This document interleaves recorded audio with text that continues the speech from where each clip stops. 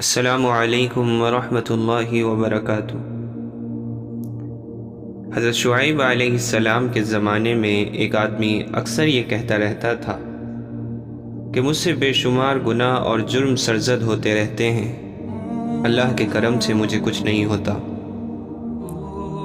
حضرت شعیب علیہ السلام نے جب اس کی یہ باتیں سنی تو فرمانے لگے، ارے بے وقوف، تو صراط مستقیم سے بھٹک گیا ہے۔ تیری مثال اس سیاہ دیگ کی سی ہے جس پر اسی کا رنگ چڑھتا رہتا ہے۔ اسی طرح تیرے اعمال بد نے تیری روح کی پیشانی بے نور کر دی ہے۔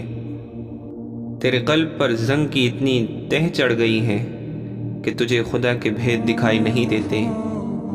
جو بد نصیب گناہ میں آلودہ ہو اور اوپر سے اس پر اصرار کرے تو اس کی عقل پر خاک پڑ جاتی ہے، اسے کبھی توبہ کی توفیق نہیں ہوتی، یہاں تک کہ اسے گناہ کے کاموں میں لذت ملنے لگتی ہے۔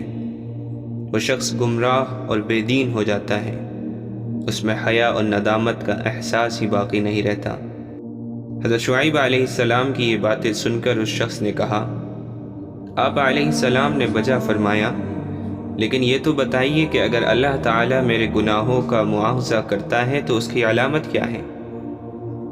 بارگاہ خداوندی سے ارشاد ہوا، میں ستار العیوب ہوں، البتہ اس کی گرفت کی ایک واضح علامت یہ ہے، یہ نماز روزے کی پابندی کرتا ہے، زکوٰۃ بھی ادا کرتا ہے، لمبی لمبی دعائیں بھی مانگتا ہے اور نیک عمل بھی دکھاوے کے لیے کرتا ہے، لیکن اس کی روح کو ان عبادتوں اور نیکیوں سے ذرہ برابر بھی لذت نہیں ملتی۔